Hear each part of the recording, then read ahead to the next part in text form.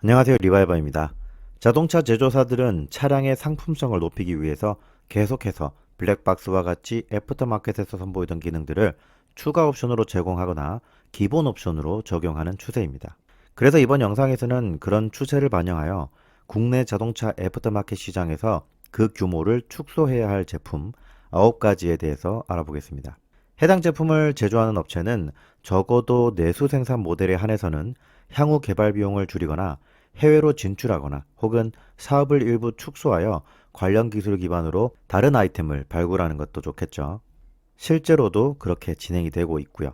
반면 차를 구매하는 소비자들은 이런 기능들이 순정으로 제공되는 추세라는 점을 구매할 때 참고하시는 것도 좋겠습니다. 1. 블랙박스.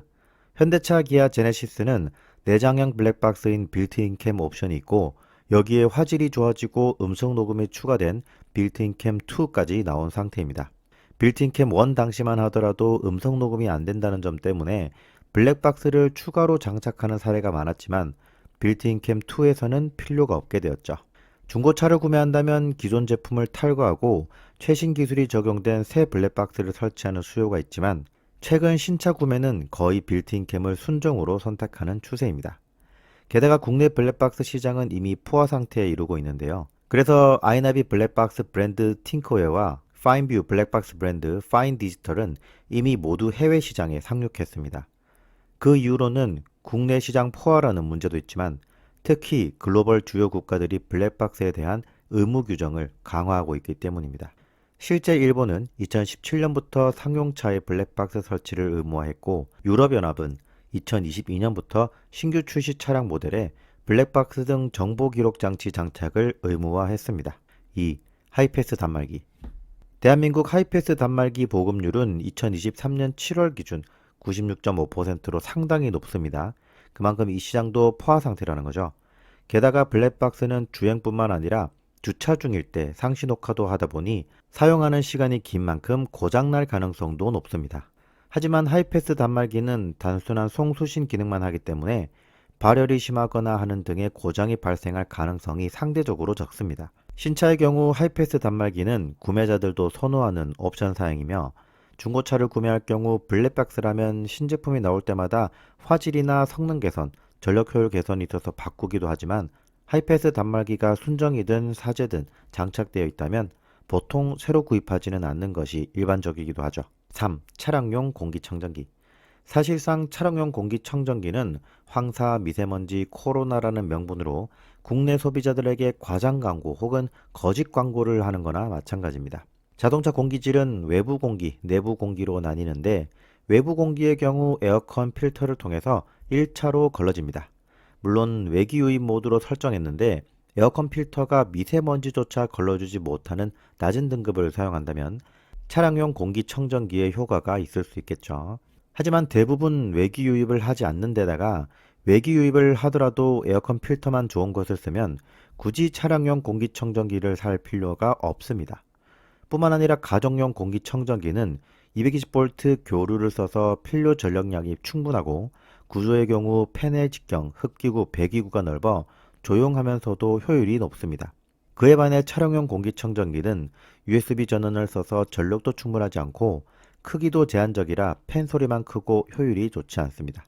결론적으로 똑똑해진 소비자들은 자동차 자체가 그대로 거대한 공기청정기나 다름없다는 것을 알고 있기 때문에 앞으로 국내에서 차량용 공기청정기의 인기는 계속 줄어들 겁니다. 4. 디지털 키.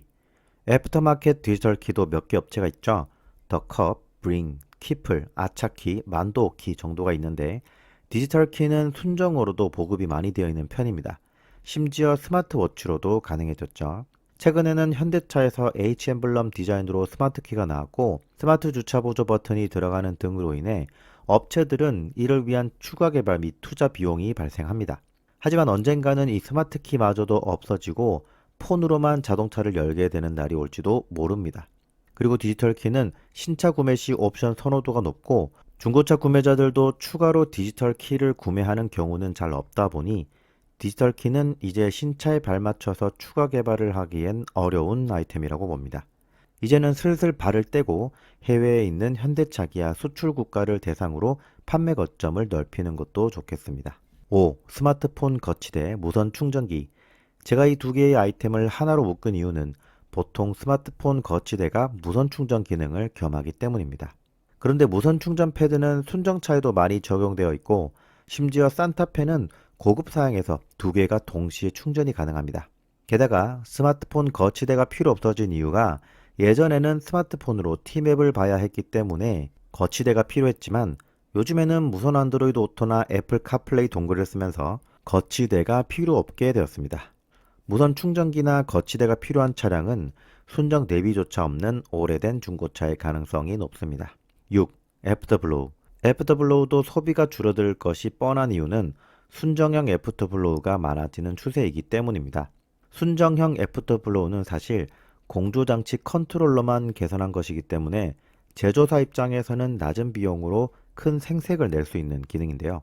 순정 애프터블로우를 선택하지 않고 별도로 구매한다면 신차를 구매하자마자 바로 적용해야 그 효과를 봅니다. 그래서 애프터블로우는 중고차에 설치하지 않는 게 대부분이죠.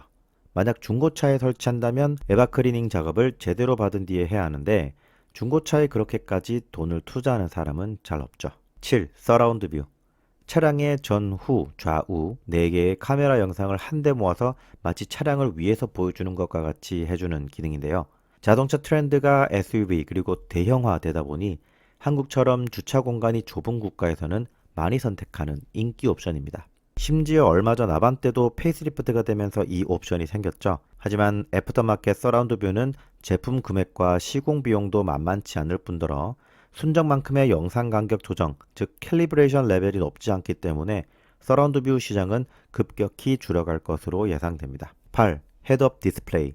헤드업 디스플레이는 기아 니로에도 있을 만큼 더 이상 고급차만의 전유물이 아닙니다. 한때는 전방 유리창에 비춰지는 것이 아니라 별도의 디스플레이가 올라오는 컴바이너 타입이 있기도 했죠. 순정 제품은 픽셀이 LCD처럼 되어 있어 세밀한 정보들을 다양하게 제공할 수 있지만 애프터마켓 제품은 순정만큼의 디테일한 정보를 제공하지 못한다는 한계점도 분명합니다. 9. 썬팅. 썬팅의 경우 감소 추세가 가파르진 않겠지만 최근 고급차를 중심으로 순정 상태의 자외선 차단 유리가 적용률이나 범위가 더 넓어지고 있습니다. 그렇기 때문에 초장기적으로 본다면 썬팅도 신제품 개발이나 사업 확대는 조심스러운 아이템입니다. 다만 해외, 특히 중동, 동남아, 인도 등 기온이 높고 일조량이 많은 국가를 중심으로 사업을 넓히는 것도 좋겠습니다. 이렇게 국내 자동차 애프터마켓 시장에서 그 규모를 축소해야 할 제품 9가지에 대해서 알아봤는데요. 고객 선호 사양 중심으로 완성차 제조사에서 이 옵션들을 기본화하는 추세뿐만 아니라 자동차의 기술 수준이 더 높아지면서 방진, 방음, 언더코팅과 같은 시공의 필요성 또한 감소할 것으로 예상되는데요. 이 영상을 보신 여러분들의 의견은 어떤지 댓글로 공유 부탁드리겠습니다. 지금까지 저는 리바이버였습니다. 감사합니다.